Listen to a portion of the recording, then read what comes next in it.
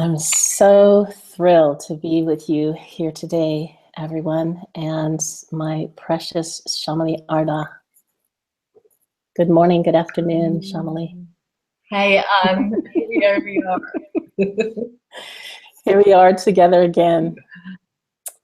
Some people online who don't know you, so I'm going to introduce you. I always read the description on the internet before I introduce you, and then I just want to shout 1,000 more things. But let me just say this: Chameli Ardagh is truly a pioneer. She has energy that reaches around the globe. Thousands and thousands of women tune into what she's doing. It's an embodiment of the feminine spirituality, and she's really found a unique way to embody this feminine awakening. And it's so hard to describe in words. She does love to tell stories, which is such a precious thing about her. And I think I could really truthfully say she's totally in love with the Hindu goddesses. And so, as you'll see, it's a perfect way into the teaching and to true embodiment to tell the story of the goddesses. I often tell people that her organization, Awakening Women Institute, is a place where we practice how to embody spirit. And I'll ask her more about what does that mean exactly today, because I want to define all of these little things. Hi, Chameli. Hi, hi. We have, I'm just checking now, we have quite a few people online watching, so you can just greet them too, and they're typing. If you want to, all of you, you can type your questions and comments on the YouTube live, only on your computer, not on your phone. So just so you know that. And yeah, I'm drinking water too. I have my tea here. Giant bowl. I love it. I absolutely love it. So today, our conversation is called Durga. How fierce love can pierce chaos. And I think we're all hungry for some of that wisdom right now. We have, both Chameli and I are close to the California fires. Mm-hmm. Matter of fact, my eyes are red. I'm allergic to pine trees, so whenever the precious pines are burning, I feel it dramatically. To all of the people and animals and nature that's affected by these fires raging.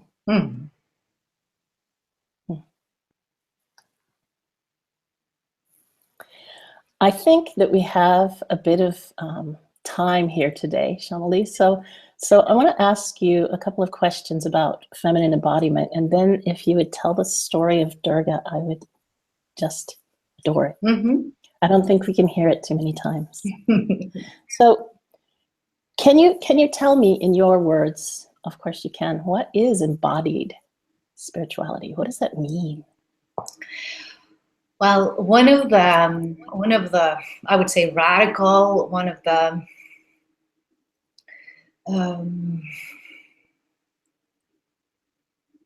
healing medicine, radical views, insistent on wholeness that the goddess bring with her into our spirituality today. We really see a revolution in our spirituality. We've seen it in the last decades, where the feminine, the goddesses, the divine feminine, is really more and more present in people's hearts, in people's longing, in people's just intuitive understanding that, you know, has been something missing from our spirituality for thousands of years.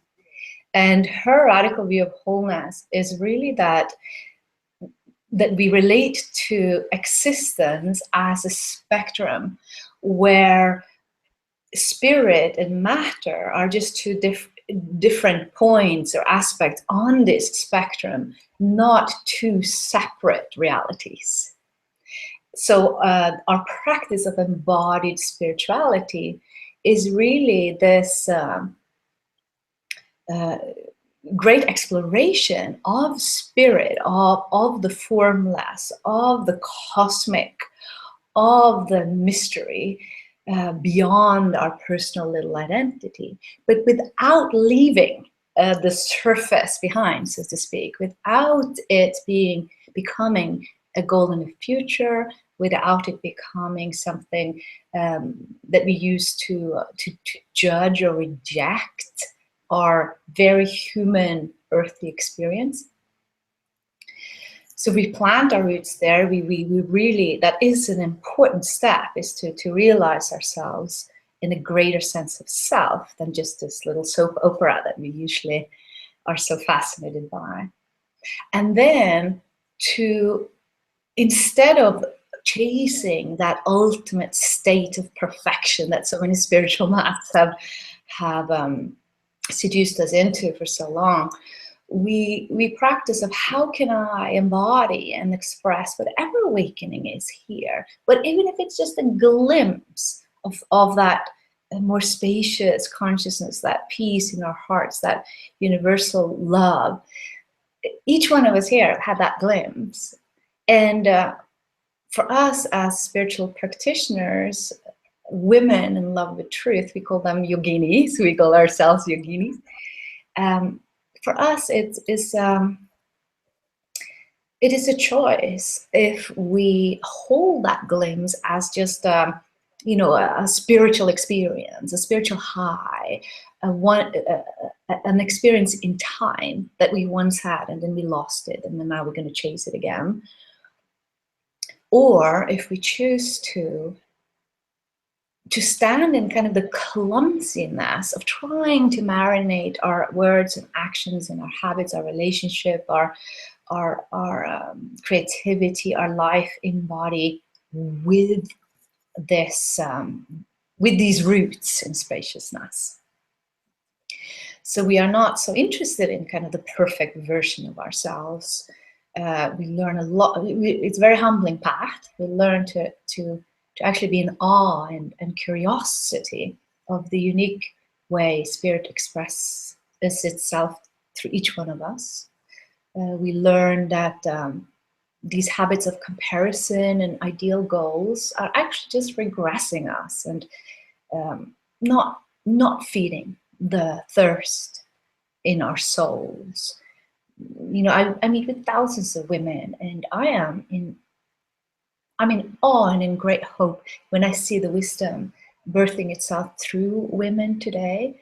And it is a great crime that we keep comparing ourselves to these maps and ideals of spiritual maturity that were created by men, for men, and also created in a time where spirituality was held as something separate. So these men were also oftentimes monks, seclusive, celibate.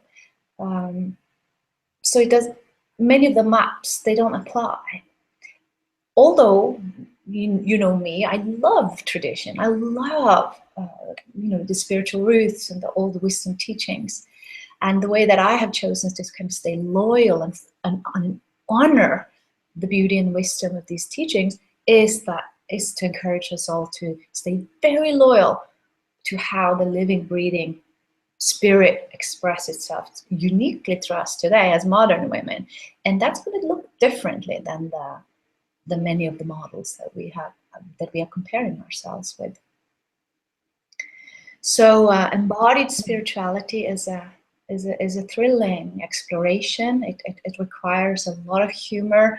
It requires a lot of spaciousness and inclusiveness, radical inclusiveness, because here in our exploration, the so-called negative feelings or all those things that we have learned are not holy, they are welcomed into the fire of our practice. We relate to all expressions and feelings as energy, as we call it, Shakti. And I love the word Shakti because it means energy, it means power, it means creative power. And it implies that, for me, it implies also that this power, or the energy that all things are made of, also has an intrinsic intelligence to it. So we are relating to the intelligence that grows everything, that creates this magnificent universe, which we are all made of. I don't know about you, but as soon as she explains that everything, that it could be clumsy, that everything is included, my whole body relaxes. Yes. Being relaxes. Really? I can come just as I am?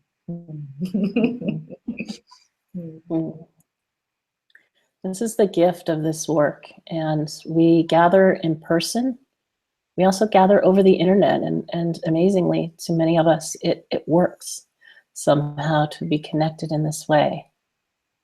Chameli and I have the exciting opportunity of meeting for a one-day retreat in Berkeley, California, a week from Sunday. And that's kind of what this conversation today. I wanted to speak out loud a little bit about what's going to happen with Durga.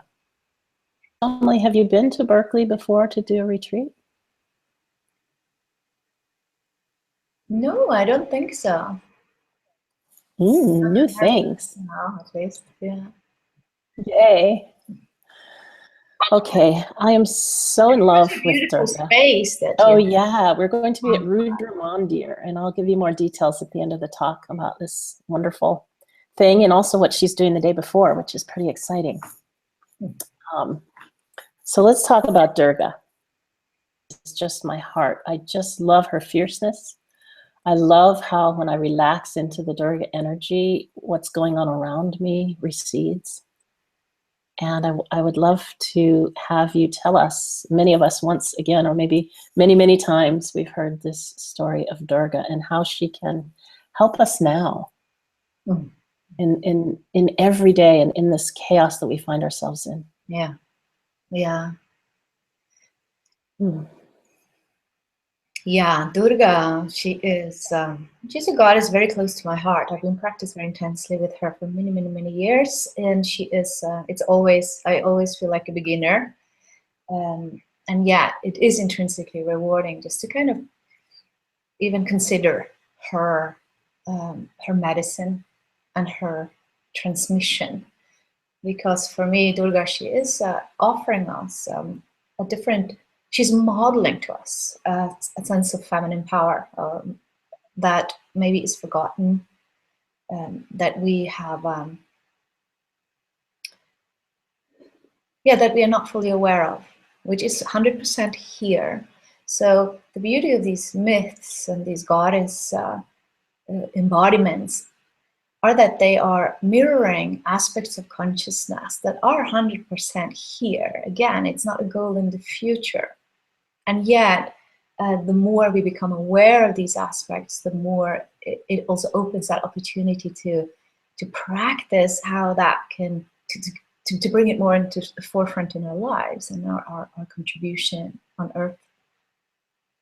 So Durga, she is mirroring to us a sense of power and a source of power that may be found maybe in a different way that we have learned what is power. Oftentimes we relate to power within what I call the power game, so that power is somehow viewed as opposite as victimhood or oppression. So it is a polarity there. So a lot of the women's empowerment movement was historically an incredible important revolution out of oppression, out of suppression, out of slavery, I would say. Here in the Western world, and that was an important step. So women, we explored how can I also be powerful, and the way we explored that was that how can I be powerful in the game that was created, that is our society.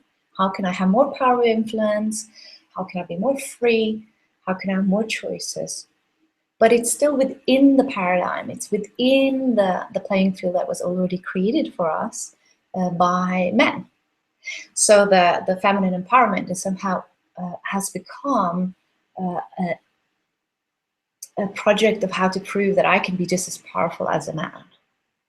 And that, again, important step. And that step has led us to this moment in time where millions of women are really flocking to the goddesses, flocking to, hearing this call in our hearts that we need to bring, we need to birth a wisdom that we all know in our hearts through our bodies into our contribution in the world today. And it has given us that opportunity to explore in an open way, but what is power through woman, not as an opposite, not as a part of the power game. What is it in itself? And here comes Durga riding in on the scene, showing us a power that transcends the power game. It actually has no opposite. And I will speak more about what that means. So when I say Durga rides in, is that she's riding in on a tiger. It's this powerful symbol that she is. Just these embodiments of that Shakti, of that quality of power, through her as this glorious goddess riding on a tiger, that in itself is an initiation. When we practice with goddess, it's not so much that that she's something to understand or something to get. She is a transmission. She is an initiation in herself. She is doing us. She is transforming us. She's awakening those frequencies within us. So this is why we in our practice are so focused on this direct experience, and we have to start where we are. So we are not so interested in pretending to be powerful or pretending to be more feminine, or pretending to be more Shaktified, because that is actually cheating us from the real medicine that we can have in this lifetime. We can have that taste of the goddess if we are only willing to relax all our pretending. And that requires us to stand in the intimate experience of how it is now. To stand in the discomfort of not being perfect, the discomfort of not having the voice, and discomfort of becoming aware of all the ways that we have suppressed our power, all the ways that we have kind of subscribed to all these bigger, better, that become more powerful. This pressure, comparison that we even see in the feminine field today. So Goddess Durga, she came into the world, in the myth, at the time where the world was in great imbalance, like we see in the world today. The demons, the Asuras, the aspects of our consciousness that are wanting more, that get caught up in greed, that get caught up in lack, that wants to create separation, that compare. These are in the myth we call them the Asuras, the demons, but they are not intrinsically evil. It's just that we don't want them to have too much power, because that really creates imbalance in our world. And in this time in the myth, the Asuras, they had really taken over so much of the world, and the gods were really in great despair, not knowing what to do. They were kicked out of the heavens. And one of the things that is powerful at this point in the myth is that the gods, they discovered that the Asuras have taken over so much of the world a little bit late. And that is really mirrors for us kind of conscious people today, is that we have maybe not been fully awake. So it's a little bit a sense of, oh, what happened? You know, we look around on us like, how can this person be elected? Or how can Monsanto has taken over all the seeds? Like, how did this happen? And that points us to a power that the Asuras have that also we have. Because remember, every part of the myth is you, also the Asuras. And the Asuras, the demons, they have the power to get what they want and to put energy behind their desires. You can see that on the president. You can see that in many forces in the world today. that these people are not afraid of wanting what they want and to put their energy behind it. And that kind of confronts us, so-called spiritual women, with the question, how much are we willing to desire what we want? How much are we willing to desire peace and equality and honoring and respect for Earth? All of these very clear voices of wisdom that we hear in our hearts. How much are we willing to put some fire behind it, some heat behind it, some desire behind it? And of course, that confronts us with all our ideas around desire, all the ideas that we have swallowed in our spirituality, in our society, about women and desire. So anyway, the Asuras, they desire to take over the world, and they put their heat on it. And here comes the goddess, and they're like, oh, what happened? And then they call for the feminine. They call for the goddess to come, because they remember she has said, if the world is in great imbalance, call me and I will come, she says. Which for me, it's a powerful place in the myth of asking her to come. Ask her to come. And the way that I experience the field of women today is that there's a great call for the feminine in our hearts. And at the same time, the call is there, and we are flocking together to explore, what does this call mean, and how can I contribute, how can I be part of it? And we can also view it in this way, that it is the goddess answering the call through us right now, through the millions of women hearing her, birthing herself through us, all of us who are willing to just stay in that discomfort of the birthing process, which is, oftentimes, intense and to not know how it's going to look like, to not know what words to pick, but to trust that there is a wisdom birthing itself through us. So what we can do is to prepare the instruments so that we can create new music. And yes. Yeah.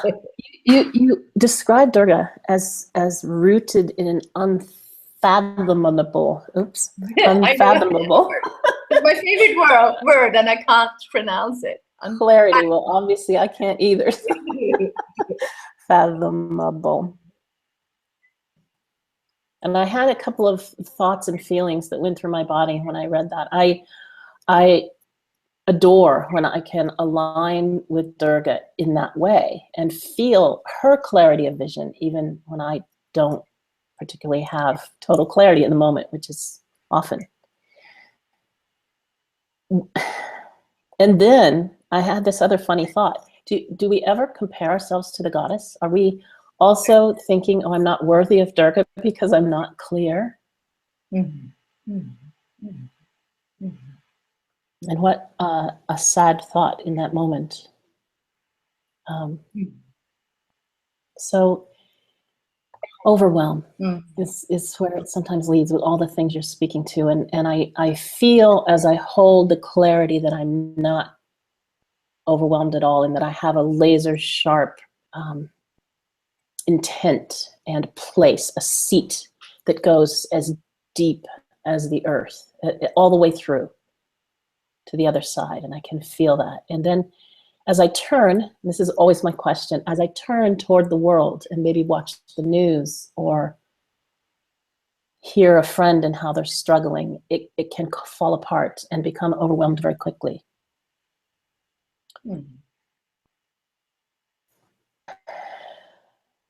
What to do in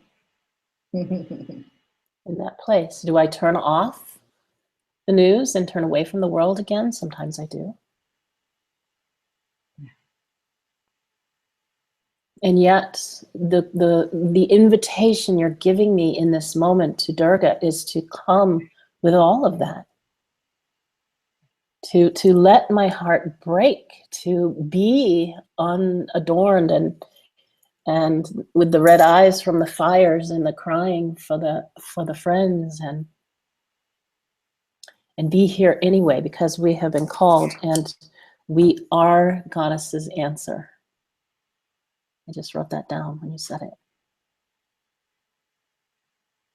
And yet I still stand here sometimes not knowing what to do. On to an interview with somebody like Chameli, and I just want her to tell us, what do I do? In this moment now, what do I do, Mama Chameli? What do you do? Can I ask you, maybe, what do you do in this moment? Got all the answers. Yes. No, you know what? I want to speak to about clarity of vision, because here we have a very, very good example of how we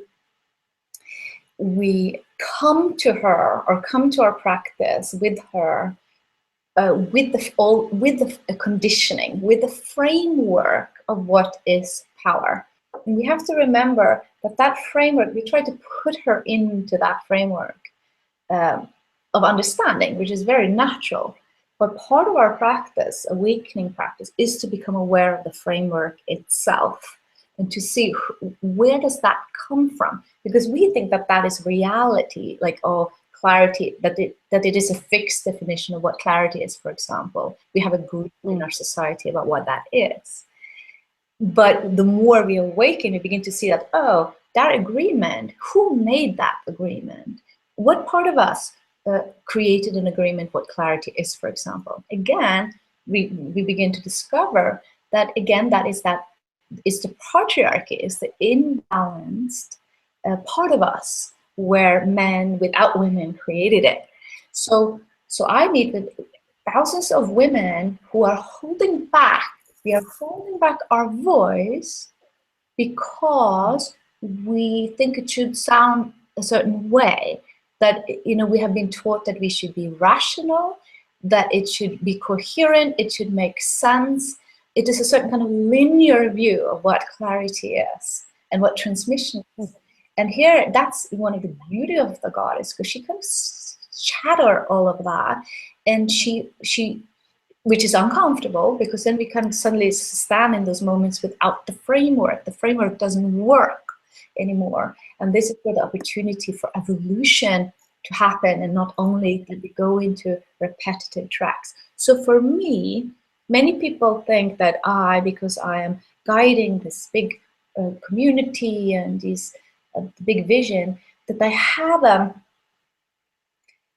I have a picture of how things are going to be, or I have a clarity of where we are going, and it looks like a certain way. Because the truth is that I am very clear where we're going, but I'm also certain that it doesn't look like that. Clarity is not the way that we think that it is, or that many maybe compare themselves to me, that they think, oh, she's so clear. No, for me, my inner experience is that clarity is a very intimate place. And this is where we're going to go back to the myth of Durga, just to illustrate and clarify that even more. Because she comes riding in on a tiger. She's called into a battle. She's called into a world that is full of imbalance. Now here, she is mirroring to us a relaxation, an intimacy with her own heart, with her own, what she loves. It's an intimacy with what she loves. And she, remember here, she moves in, she's so in love with truth. She sees the potential of our world in balance, and that's her job, to protect and guard it and bring it into form. And she stays very intimate with that love. And that's from where she moves. That's from where she draws her power. That's where she knows the steps she's supposed to take. Now, she is intimate with that love.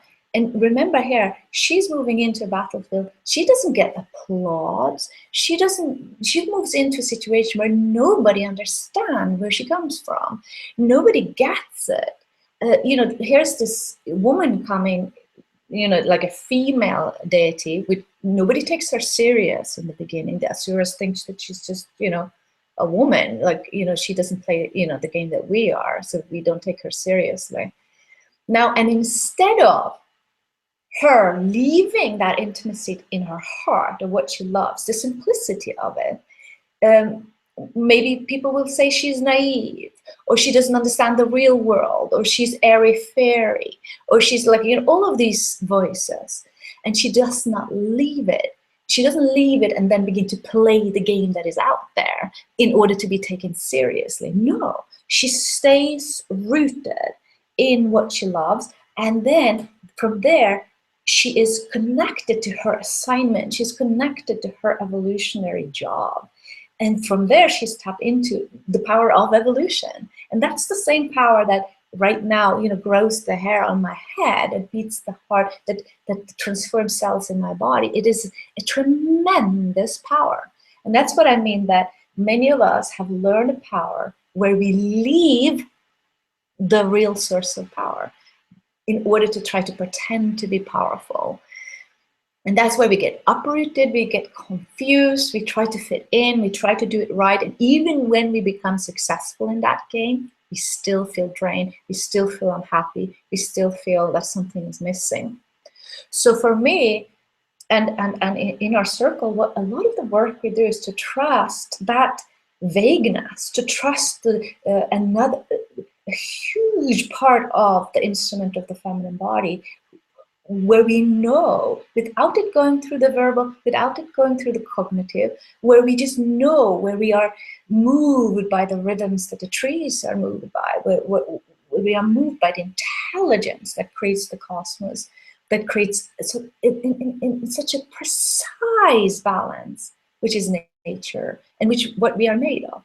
So that's a clarity that is so intimate in the heart. It's a clarity that is so close. And like you were mentioning, like, oh, I can get so overwhelmed here, which I've recognized, you know, so many times I feel the same. And then you say, but and deeper than that, I know my seed. Deeper than that, I'm showing up. Deeper than that, deeper than feeling inspired or feeling empowered or feeling clear, deeper than all of that, there is a clarity, an immediacy. There is, I would also say, like a loyalty, which is, you know, between you and the universe. That you show up because that's what you are here to do. Yeah. And from there, Durga, she shows us that that is a source of power. She saves the world from there.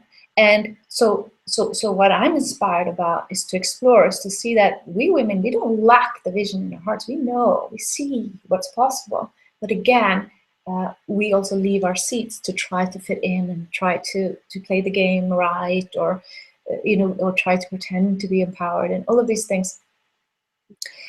So that we almost like we are uprooting ourselves from where this power is. Because yes, we can be powerful in the game and we can be successful in it, but you see up to, and it's almost like we think that that's what's required of us, but you see what's happened up till now. It does not work.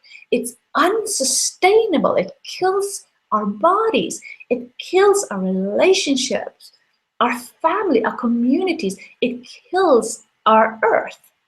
It really doesn't work the way we've been doing it. So why are we using energy to try to fit into that? It is, you know, there's something happening through women today which require us to really stay in an authority, not as an ego kind of thing, or like that I got the solution, because I don't. It's to stay in the authority of like just that intuition in the heart and to trust it. Because in one way, there's no other better alternatives. and in this life, I've been given this call to explore spirit and the deeper reality underneath the surface, and practice health and body. And I just have to trust that that's my little piece in the big puzzle that is going to move us into a better future.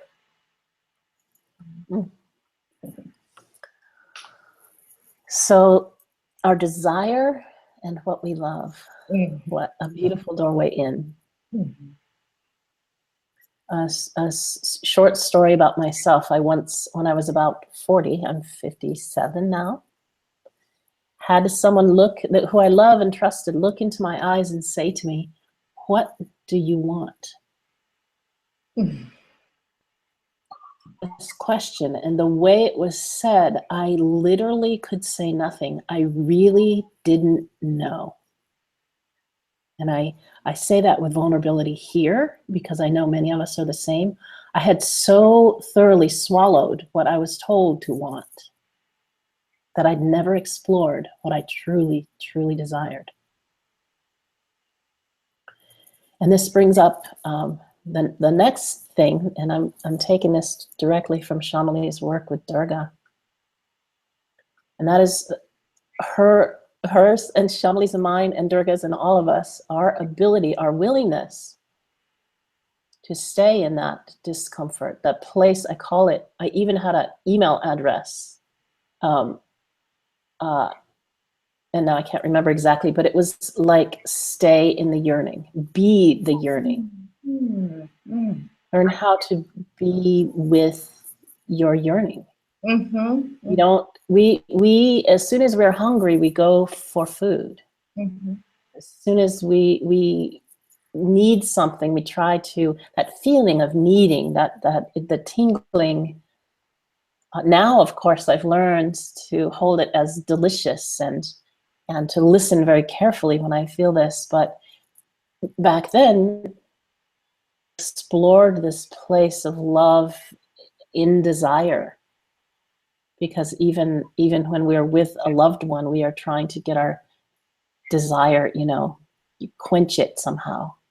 So to stay in this juicy place where possibilities come up and where I can, be rooted and stay in my seat. You're right, stay in my seat, because I don't go out. I feel like it's something uniquely feminine to stay here, and the other comes to you, or at least it's a feminine attribute of everyone toward what I desire. I can radiate who I am, and my whole world changes.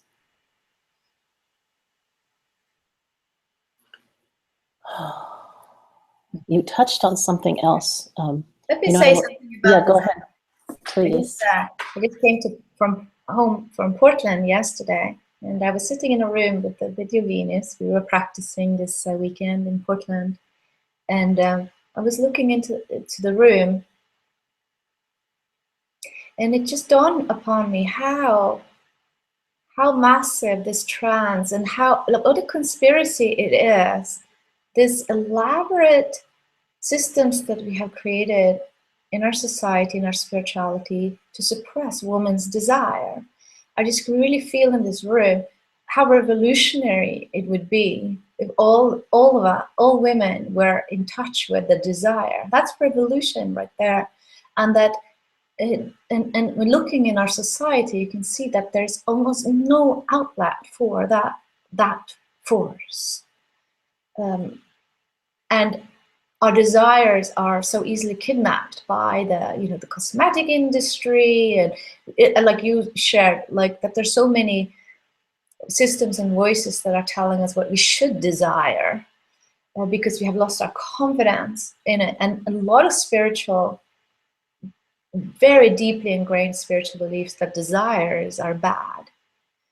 Many of us have left the Christian roots, because there it's very prevalent, and then moved to Eastern traditions, but it's equally prevalent there. Desire has a bad rap in spiritual circles. And in our view, like I spoke about, practicing and relating to our existence as energy, taking different forms, never separate. Desire is one of the energies, one of the Shaktis that are very, very powerful. And because we have very little training to stay with that much life energy flowing through us, when it comes, we immediately want to get rid of it. We want to release it. Yeah, just like our sexuality, we want to release it as quick as possible. Or our anger, we're going to dump it. Like, we have to do something about it because we don't have enough space within us to stay fully alive with that kind of energy. And desire is really that force that brings about evolution. It's really strong energy. And in itself, it's creative. In itself, it has powers of manifestation. But it requires of us to stay very close to that power in order to manifest what our hearts long for. And then to notice those habits of leaving it behind. It's like we are unplugging, pulling the plug. And then we place that power onto the objects of our desire when we are no longer powerful. We feel disempowered. We feel, and then this very same energy that is so creative and actually can be used positive entraps us. We become glued to the object of our desires, and this is the source of addiction, of obsession, of all of these associations we have of this energy. But in itself, it's not negative or positive. And it's actually just a very, very strong power. What do we do? What do we do with that energy? It takes practice, yeah? I mean, isn't that what we do? We practice, and that's why we come together. Practice, yeah. And it's really about stretching the nervous system, stretching the energetic body, so that there's a sense of space within us. It's not this kind of automatic habits of clenching and contracting every time we have a strong experience, where we begin to cling to the good ones and resist the bad ones, but we become like vessels. And with that presence, the space of presence, we have choice. We have the capacity to channel it in for good. And it's like doing the scales. We are just fine-tuning the instrument. Yeah. And then more and more of this power. Yeah. Let me ask you about, one of the early things I was trained in was Zen Buddhism. And I go to a place of the witness. And I'm wondering if this is helpful. I've been able to stay embodied and do it, but when I see something happening out there, let's use the fires yesterday, they were totally uncontained, and yet I had work I had to get done yesterday. So I watched myself wanting to go into the drama and turn on the television and, mark everything that was happening, and also to stay rooted in what I needed to do and the work I needed to do. And so for me, I don't know if it's kind of like it's developing my spirit so that I can see the little person, Anne, who wants to go into that drama, and I can see what's actually happening on the earth, which is horrendous and could take me down with grief. And yet I have a place, I've developed through my practice, a place to be okay with all of it at the same time. So I'm wondering, I guess, do you know this Eastern idea of the witness? Absolutely. I love Vipassana meditation. It's also my background, and in our embodiment practices, this is essential to have access to more spacious aspect of yourself, of presence. Because if not, you don't have a choice. If not, you're just in reactivity. You just, somebody says something, you just plug in right away and react, and you don't have a choice. So the presence is essential. And for many thousands of years, that access to presence and the witness awareness was kind of the end of the spiritual search. Like, that was like how you cope, and this is that's where you should focus all the time. And for us who are exploring embodied spirituality, this is a source of inspiration and clarity, and also like resilience for us to be fully, contributing in the world. to us to also embody that, yeah, to have the possibility for something else than just the wheel of reactivity. So it's, again, it's like to see that that is a spectrum, that the witness awareness, it's not never dual, it's not two. That's the source of so much suffering. And so many of us as spiritual practitioners, we oftentimes have that sense of, oh, when I close my eyes or I'm in the witness, I feel peace. When I open my eyes and act, I feel old habits of separation. And it is that sense of two. And this duality has been very much marinating all our spirituality, even the so-called non-dual spirituality, in my view, because it is a subtle sense of two, that the witness awareness is where it's at, and the earthy human experience is kind of a prison that we one day is going to be free of. And that's not the view in our goddess tradition. She is the full spectrum of that. And as the witness, we meet her lover, Shiva, but of course, and she is in kind of this eternal lovemaking with him. So I think that is very wise. Oftentimes, I find myself like indulging in news, and part of me think that is to be responsible. You know, like that I'm an engaged citizen, and I kind of have this identity that I want to be a spiritual teacher that is kind of engaged and not, bypassing or all of that. And I can see that to be engaged, again, is like, what game am I engaged in? Is that the most intelligent field for me? And what does it do with my power?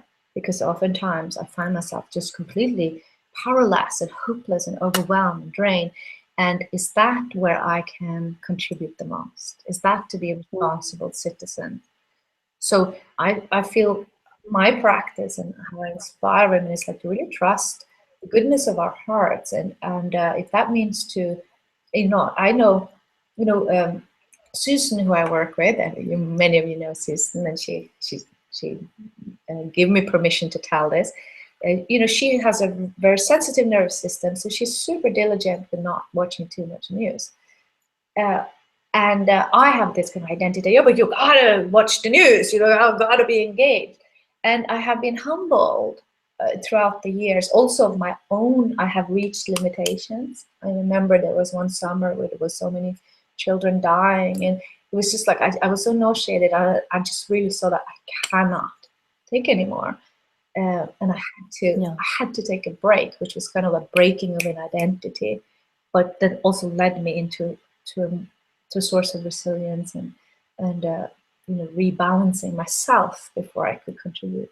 And to being with Susan, you see that it's not that she's not engaged in society. I mean, she goes and feeds the homeless, over at the park, and she's super contributing to the world. It doesn't mean that you have to read all the news all the time. That is my kind of opinion, or used to be.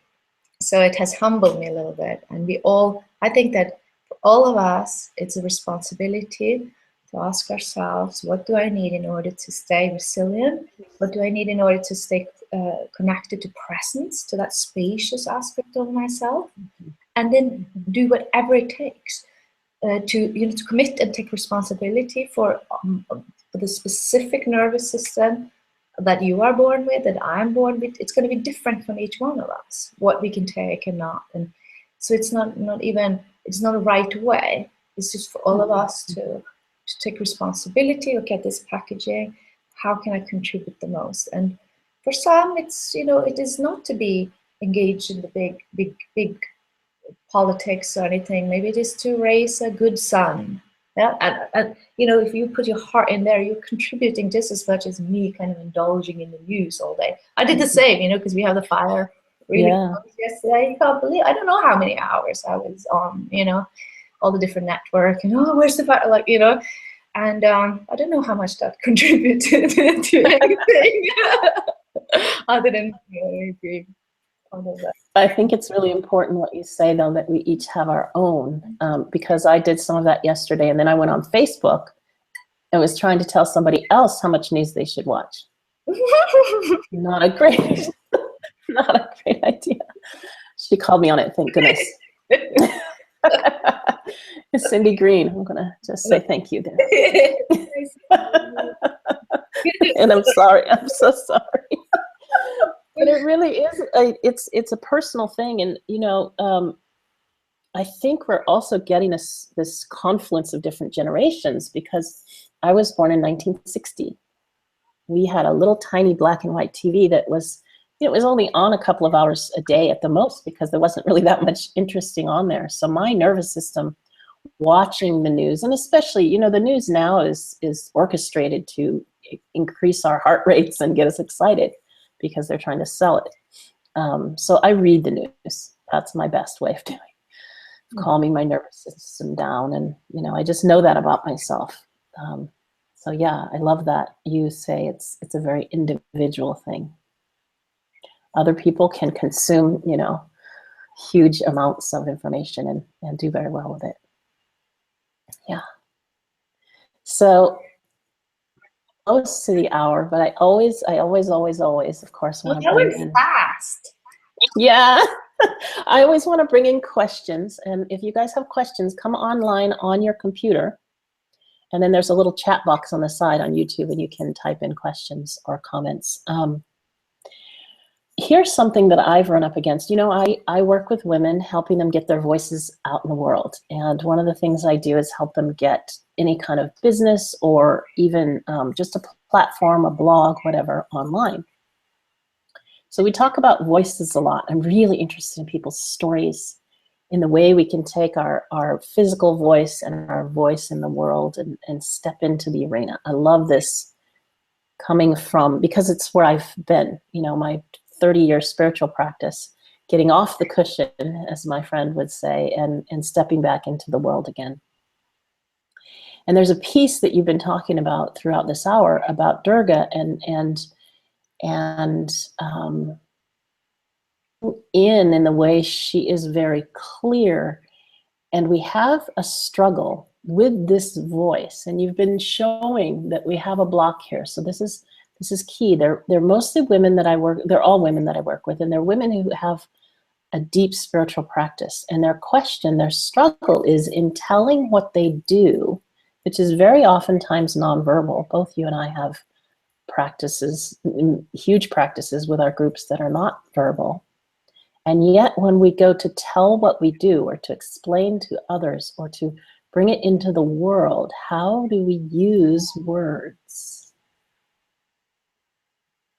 Do you have a key or a tip, or, because you do it so well, I must say, you do it fabulously. Yeah, and this is really a Durga Shakti, because it has to do, for me, this is an ongoing journey to align the words with actually where my practice is and what's true. And for many years, I listened to many business consultants. There's a lot of kind of formulas out there of what you should do to have a business, or how you should present yourself. And people were saying, don't, use the word goddess, or it's too woo-woo, or, be more mainstream. All of these voices of how I should fit into the game. And there is a wisdom of learning some of the, basic things. And there's an ongoing practice of staying loyal to your direct connection to the source of your work. And now I speak also to women who are, because so many of you are doing the work of spiritual work, or women's empowerment work, or all of these healing work, to stay true to that connection you have to it, and to actually risk it to be very you. So a lot of things, a lot of the process of coming into the clarity of your words has to do with your energy. And what I see is that most of us are circling around really where the power is, because it's too intimate. And I'm not speaking about that you should kind of expose all your private life. It's not about that. It's just where it feels a little risky. So every time I have been writing something that feels, this is maybe too weird, or this is a little too, that's what a Shakti is. that's where it's me. And that's where people can feel that Shakti of authenticity. It transmits authenticity. It resonates with that place of authenticity in other women. And that's where they come to this work, because we are each kind of reminded of authenticity. And I see that in the field today, that that's what stops people in the track. Just look at the Facebook feed. There's so much noise. There's so much perfect formulas. There's so much plastic versions of even the Shakti and goddess work. And some of it is an easy fit, maybe it's successful even, but is it contributing to what we are actually here to serve? And again, what I have found is that it's 1,000 times more valuable to get the imperfect you than the kind of the perfect plastic version of you, because it has that transmission of the real, the transmission of the medicine that the world is needing today. And I'm not saying that it excludes us to have skills, to train ourselves. If we feel that we are very blocked around writing or speaking, we practice the skills so that you can sing the song that you have to sing. So I'm not speaking about like winging it, that everybody has it naturally like that. The skills to transmit it, that's a practice.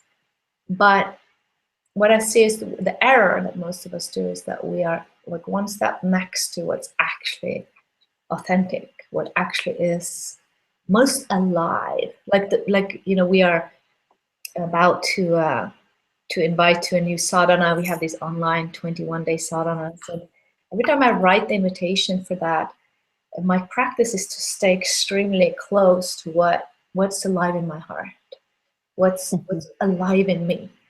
And the more close I can get to that, and in my invitation, the more everything just flows.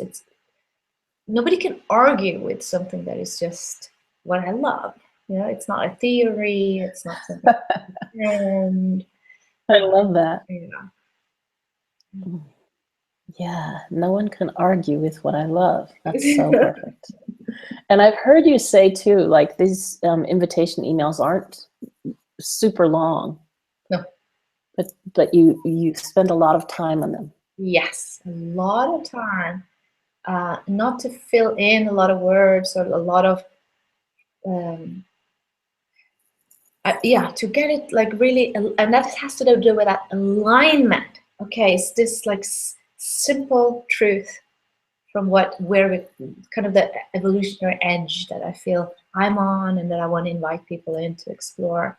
And the beauty of that, the more close I become to I am with that, my experience is that then I'm also very close to what's universal. Right. It's almost like a paradox. The more close I come, the more it becomes universal. Absolutely. Yummy. If people have to leave, I want to make sure and tell them where they can find out more information. And basically, it's all on Chameli's awakeningwomen.com. And then you just click on events. Yeah. She is coming to Rudra Mandir, which is this amazing facility in Berkeley, and we're going to have a day together. It's on Sunday, October 22nd, and we have some spaces left, so come on in. I think we have 6 to 8 spaces left, so I'm excited. I'm so excited to be this is my first time. I'm like the little kid, because this is my first time kind of inviting and creating the space, and I can't wait. It's like everyone's coming to my house for dinner, which I love doing. And the reason we got this special invitation is because Chameli is going to be at the Science and Non-Duality Conference. And it's called the Emergent Universe, and that's called the SAND Conference. It's amazing. Oh my gosh. Yeah, and that's the day before, yeah. Before in San Jose, and you'll see it there also under events on awakeningwomen.com.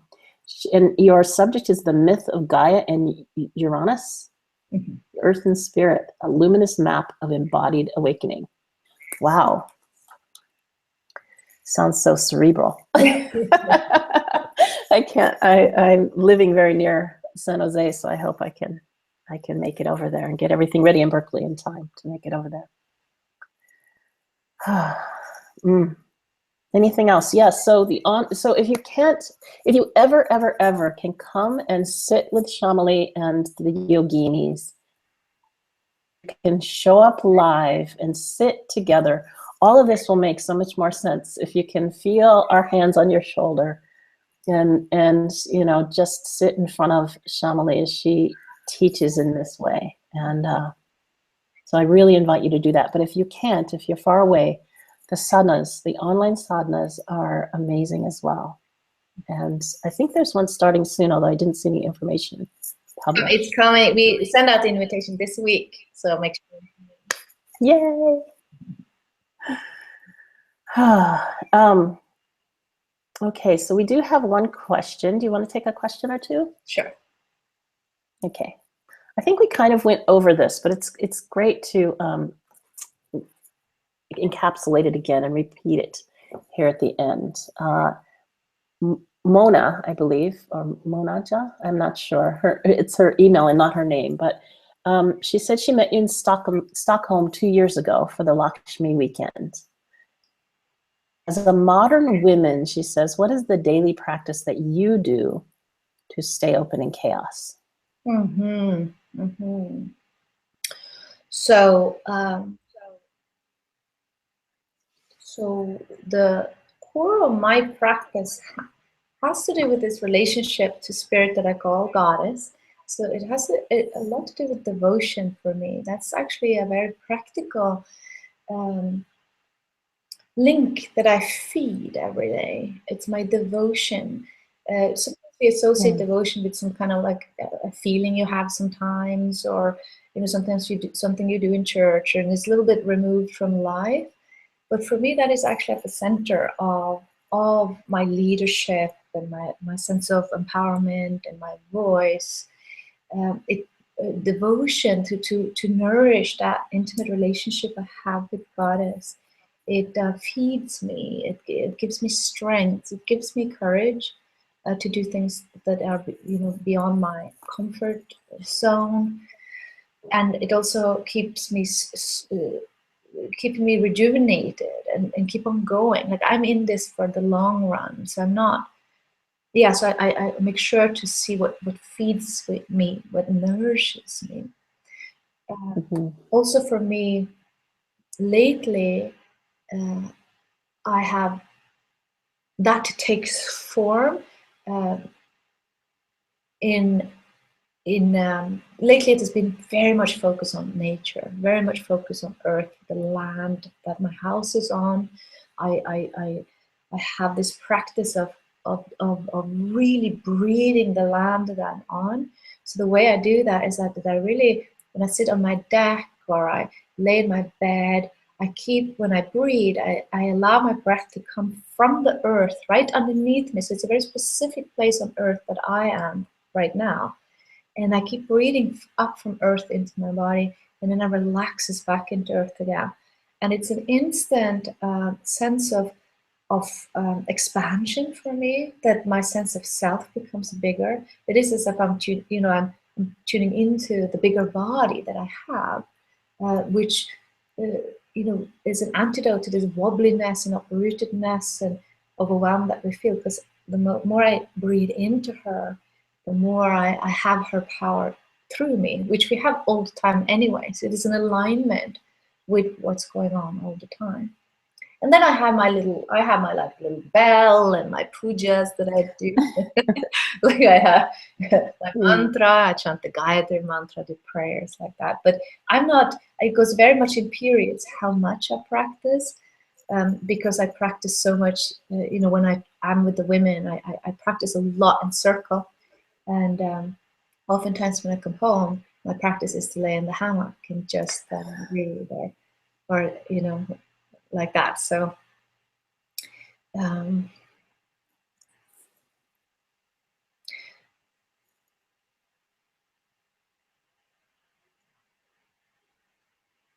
an instant little shift is also to actually pray for people in the world, instead of only consuming the disaster. to actually take a proactive role, even though that can feel as very little. I like also, to donate money and to kind of contribute in that way, but also to really, it's like an instant shift I can do from the overwhelm, is also to remember that you and I, we have our seat among the wisdom keepers. We have been given tools and an intention in our hearts to bring a greater love into the world. And not that we are special or better than other people. It's just a hat or a torch that we have been given in this lifetime. So for me, it's also has been a great sense of awe and wonder, and also empowerment. It's a humbleness to accept that assignment, and it brings so much fulfillment and meaning, and it brings so much resilience and power. So I really catch myself when I absorb a lot of news, is also to remember to then really send a prayer. I use the Gayatri mantra a lot. I send the Gayatri mantra. So that when there's a lot of suffering and density in the world, that there are windows out of that into a greater reality, and that I can take part of guarding that. That this is horrible, but it's not all there is. So without rejecting it or sugarcoating anything, I can hold the greater, but to also not only as a feeling if I feel inspired, but as a job. Like it's part of my assignment, and maybe it's yours too. Yeah. And I believe that's real. I've been a body worker for 30 years. And so this energy, as you described it, I could see how you build the power and the energy. And then when you need to send it somewhere, it's real, it's effective.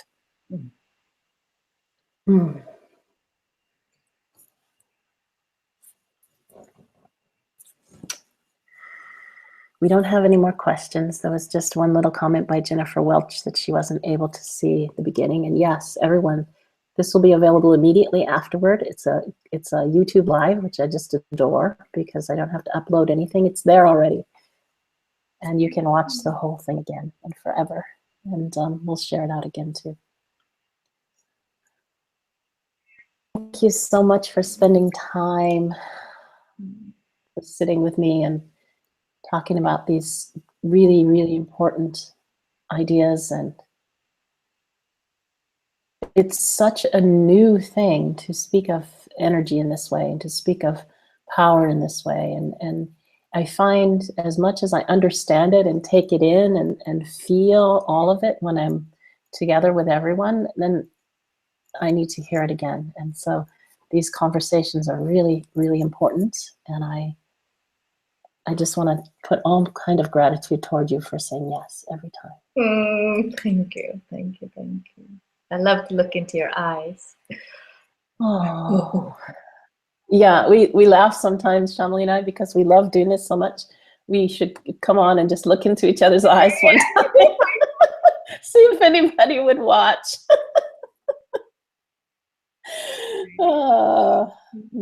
Thank you so much for inviting me.